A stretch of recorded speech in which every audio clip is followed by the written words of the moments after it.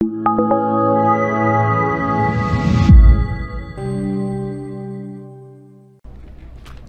is Yud Beis Tammuz. Yud Beis Tammuz, first of all, is the birthday of the Frierdiker Rebbe, of the previous Rebbe. He was born in the year Tafresh Mem, 1880, which means that there's still people who say the Frierdiker Rebbe's capital. This today, the tomorrow, they're going to start saying Kuf Mem Hey. They're going to start saying Ashrei. They're going to Tehillah LeDavid. There are people who said that Frierdiker Rebbe's capital, and like Cheshbon, he's 144 years old. So you start saying Psalm 145, Tehillah LeDavid, which is the first of the Hilulim, the last 6 kapitals of Tilim, are all Hilul. They're praising HaKadosh Baruch Hu. The story is about the previous Rebbe's birth. The story is not so well known. That the previous Rebbe's mother, her name was the Rebbe Sinshted Nesora, and the previous Rebbe's father was the Rebbe Rashab. They got married in the summer of Tofresh Lamed Daled. That means 1874. The Rebbe was born 6 years later, Tofresh Lamed Hey, 1875. The Rebbe was born 5 years later in Tofresh Mem, 1880. And the Rebbe's mother said, she told people privately that she lost many pregnancies. The Rebbe was not a bchor. In other words, they didn't do a pidyon haben when the previous Rebbe was born because his mother lost many pregnancies. And it was very, very hard for her because she was the daughter of a Rebbe. Her father was a Rebbe. Her father was the Yosef Yitzchak. The previous Rebbe is named after his maternal grandfather, the Rebbe Marash, and the Mechutin were brothers. The Rebbe Rashab and his wife were first cousins. The Frierdiker Rebbe's parents were first cousins. Their fathers were brothers. The Rebbe Marash was the Rebbe in Lubavitch. And the previous Rebbe's mother's father, his name was Rabbi Yosef Yitzchak, he was Tzemach Tzedek's son, was a Rebbe in Avruch. Avruch is someplace in the Ukraine. He was a son of the Tzemach Tzedek, but his hanhaga was that of the Admoirei Poilin. He came to Avruch, which is in the Ukraine, where all the Chassidim had a different style of Chassidus than Chabad and Russia. And he adopted the customs of his father-in-law, of Rabbi Yankim Sol Cherkasset, who was the son of the Matla Chernobyl, who was the son of the Nachum Chernobyl. So she grew up in a very holy home. But when they got married, one of the things that was negotiated was, it was very complicated, their marriage was complicated, was that the Rebbe Rashab would live in Lubavitch. And B'chlal, in those days, people got married very young. The Rebbe Rashab was 14 when he got married. And his wife was, let's say, a year older. Yes, how old was she? She was 15. But the tradition was that you lived in the girl's house. You didn't get an apartment, you got a room in your parents' home. And the first few children were raised not by the mother but by the grandmother until the mother grew up. They got married very young. But they say there was, when a bacher and a maidel got married, they moved into her home because she needs the family more. But when the Rebbe Rashab married the Rebbe Sinshted Nesora, the Rebbe Rashab said, I cannot be without my father. I must have my father, the Rebbe Rashab. So she had to move to Lubavitch. And she was away from her family. It was very difficult for her. One of the stories that brought was that in the house of the Schneersons, everybody was very tall, very tall. And she was very small. She was petite. So she was very self-conscious about the fact that everybody around her was so tall and she was so little. Her father-in-law, the Rebbe Marash, once saw her, and he saw that she was feeling bad about the fact that she's so little. So he said to her, Kleine Beimer geben gute Frucht. The short trees have the sweetest fruit. The Kleine Beimer, don't feel bad. Kleine Beimer geben gute Frucht. Small trees have the sweetest fruit. So she kept on losing her pregnancies. It was very upsetting. So here she was away from her family, married to a tzaddik. Now being married to a tzaddik is not so much fun. because tzaddikim are very busy, you know. They have more than one relationship. They're married to the Eibishter, they're married to the Torah, they're married to their Rebbe, they're married to other Jews. The Rebbe Nishmas Hayden was a wonderful husband, but he didn't exactly take her on vacations, you understand? So here she was away from her family. The Rebbe Rashab was busy day and night at Torah Avodah, and she was very lonely. So this is a story she told. The Rebbe Nishmas told the story. This story is not so well known, so it's a good way to start this Farbrengen. That it was Simchas Teda Tafresh Mem, Simchas Teda of the year 1879 to 1880. She did not know it yet, but she was actually already pregnant. But she didn't know it. She had lost several pregnancies. And she went to shul, Simchas Teda, everyone went to shul. She comes to shul, and in Simchas Teda they sort of take away the machitza a little bit. For the dancing, the separation between the men and the women, they don't mix chas v'shalom, but they move away the machitza. And she's in shul, and everybody is there, all of her friends with their children, and she's alone. Zot nishka kinder, and it's very hard for her. So during the hakofes, she started to cry. She felt so hurt by the fact that she didn't have any children and she's away from her family. She started to cry. She didn't want to cry in shul, so she put her head down and she fell asleep. And as she's sitting in shul Simchas Teda and she falls asleep, she has a dream. And she sees a number of men whom she didn't recognize her. And they told her, sie soll geben 24 Rubel zu tzedakah von ihr eigenes Geld. She should give 24 rubles to tzedakah. I don't know how much money it was, but it was a substantial money. From her own money to tzedakah, and then she'll have a good son. She'll have a good son. She wakes up from this dream, you know, like it says in Pashas, Miketz vayhine chaloim, it was a real dream. Later in the afternoon, her husband, the Rebbe Rashab, came home from shul. He was not yet the Rebbe. His father, the Rebbe Marash, was still the Rebbe the Nasi. The Rebbe Rashab was all of 18 at this point, almost 19. And there was Simchas Teda. So when he came home, he didn't walk into the house. He came into the house with a somersault. That's how he walked into the house. In a very, very uplifted mood. It was Simchas Teda.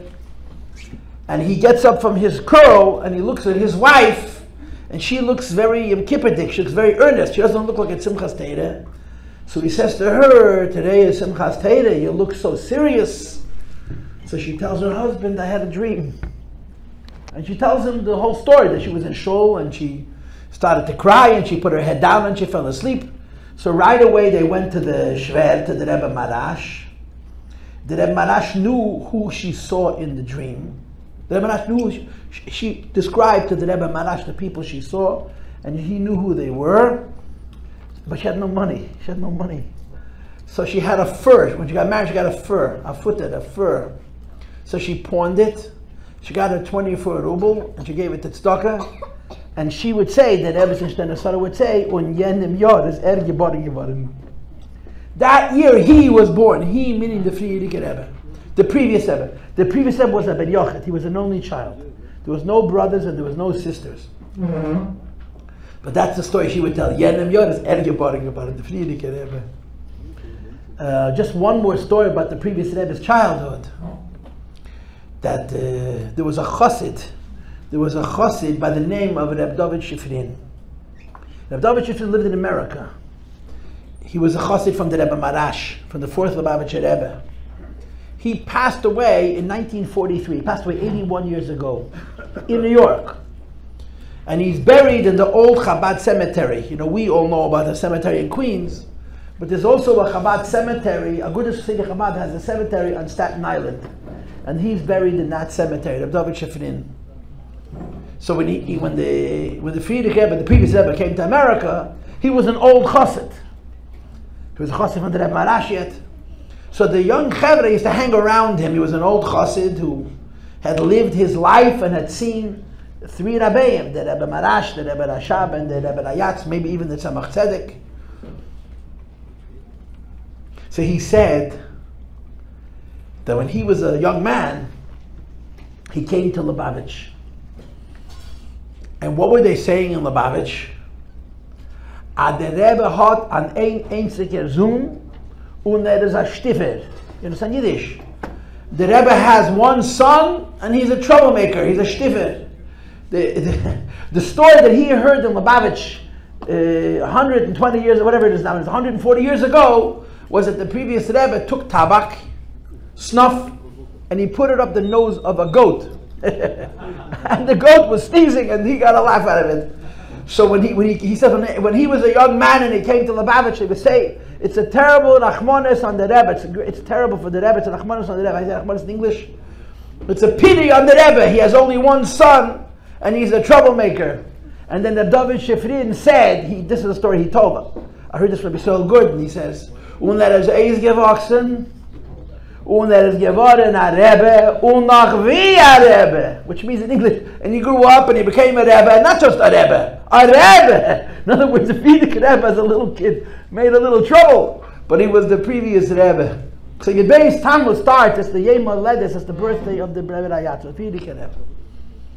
The second story is that it's known by the Chassidim. We know it from the Hayom Yom, but it's known by Chassidim that the Rabbeim always celebrated their birthdays. The Rabbeim always celebrated their birthdays. Now there's a whole mitzvah to make a birthday, but not so long ago, people did not celebrate birthdays. It was not considered the Chassidish thing to make a birthday. But as far back as the Baal Shem Tov, the Rabbeim made a celebration, made an event, made a Farbrengen, made an inyan on their birthdays. So the previous Rebbe said that his father, the Rebbe Rashab, his name was Shalom Deiber, and his birthday is Chofman Cheshvan, always would say Chassidus, he would always say Chassidus on his birthday. If it was Shabbos, he said Chassidus in public.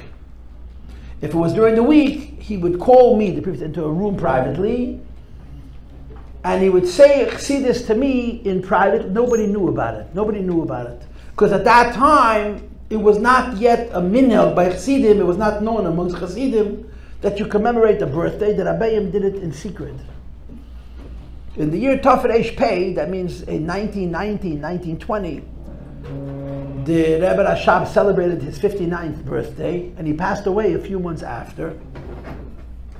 And he said Chassidus to his son, to the previous Rebbe privately. I don't think it was Shabbos, but it could be wrong.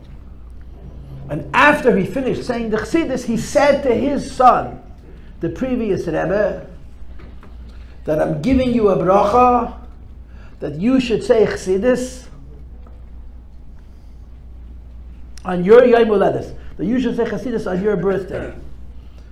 Now the previous Rebbe understood what his father was telling him, so he immediately interjected. He said to his father, Bitnaya zol zayin bechesed u'berachamim. In other words, I'm agreeing that I'm going to say Chassidus on my birthday, but I'm making a condition. And the condition is it should be bechesed, it should be with kindness and with mercy.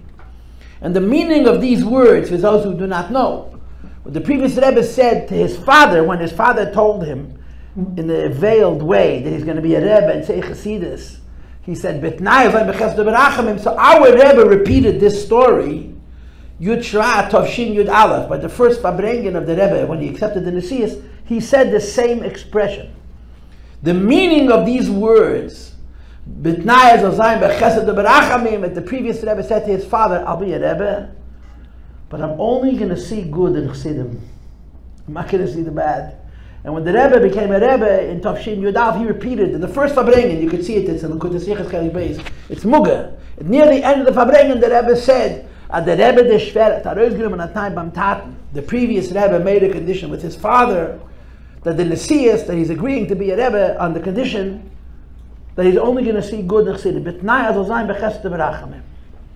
So in Tafresh Pei, in 1919, 1920, the Rebbe Rashab, the fifth Lubavitcher Rebbe, told his son, he gave him a bracha, that he should be able to say Chassidus on his Yom Haledes, on his birthday. And he told his father that the condition is that it should be only with kindness and with mercy. And that Yom Yom finishes, hat es gedoyet 7 Jahre. It took 7 years. because 7 years after the previous Rebbe became a Rebbe, he was released from prison on this day, on his Yom Haledes, on his birthday, Yud Beis Tammuz. And from then on, the Rebbe obviously said Chassidus on his birthday in public. Officially, it wasn't because of his birthday, it was because of the Chag HaGeula. But the fact was that the previous Rebbe said Chassidus after 7 years, every year on his birthday. So we make it's a big Yom Tov. It's a Yom Tov that the previous Rebbe announced, and that every year we celebrate. The lashon that you have from the Kisvei Arizal, La Yomim Ha'elin Eskorim V'Nasim, right? You know, it says, you know, there's two expressions in Chassidus. One is from the Baal Shem Tov, and one is from the Arizal. The Baal Shem Tov's expression is as follows. It says in the Halach, it says in Gemara, it says in Mishnah even, HaKoirei es HaMegillah leMafreya lo yot. If you read the Megillah Esther backwards, you're not yoytz. You have to read it in order. It's okay to interrupt in the middle of the Megillah, but you have to read it in order, from the first Perek to the last Perek. So the Baal Shem Tov had geteicht. HaKoirei es HaMegillah. If you read the Megillah Esther, but it's lemafreya, like a story that happened a long time ago, lo yotza, that's not reading the Megillah. You have to read the Megillah like it's happening now. And from the Arizal, there's even a stronger expression that says in the Megillah Esther, Hayomim ha'elin niskorim v'nasim. These days we remember them and they happen. So it's explained that when you have a Yom Tov, a Moyed, a Yom Tov, a celebration of an event that happened a long time ago, and you yoytze the Yom Tov by not saying Tachanun and by sleeping, then the Yom Tov comes and the Yom Tov goes. But if a Yom Tov, a Yom Tov comes, and you remember it, and you study what it means, and you re-experience the events, so v'nasim, so for you the Yom Tov happens a second time. That's how the Arizal teaches, and it's brought in Sichos. Hayom ha'elin niskorim, when you have a day like Yud Beis Tammuz, and we don't just mention the day, but we talk about the meaning of the day and the relevance of the day, and the idea that it's not lemafreya, but that Yud Beis Tammuz is connected to us. So then all the spiritual energies that are associated with this day, nasim, happen again for us. And this is why we have Achsidus and Farbrengen and Yud Beis Tammuz. And we tell the story. And we have Achsidus and Farbrengen. But as everybody knows and everybody understands, anytime you have Achsidus and Farbrengen, and you tell stories that happened a long time ago, what was. What's important is what's now and what's tomorrow. So we tell stories about things that happened a long time ago, not because a long time ago things were good. We tell stories about things that happened a long time ago because those stories are our life. And those events are our hisoyridus, they're our awakening, they're our nasinas koyach, they give us the strength to do what we need to do. In other words, when you Farbrengen, and you talk about the Rebbe, you're not really talking about the Rebbe. You're talking about us. The Rebbe is okay, the Rebbe is beseder, the Rebbe is good. We have to be good. And our being good depends on our relationship with the Rebbe. And this is the significance of Achsidus and Farbrengen. So l'chaim, everybody. I want to thank you all for coming. If you don't mind, Emmanuel, I'm just going to mention that there was a holy Yid who passed away 8 years ago today. His name is Yossi Menachem ben Shraga. Kutirap, remember Kutirap? He died on Yud Beis Tammuz. Huh?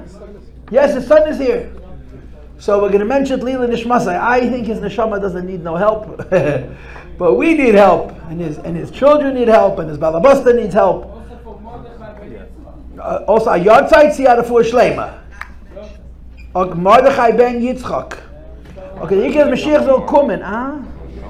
Shalom ben Menachem Mendel Alevi. There was 2 years ago. Okay, l'chaim everybody. L'chaim v'levrach. L'chaim, l'chaim v'levrach.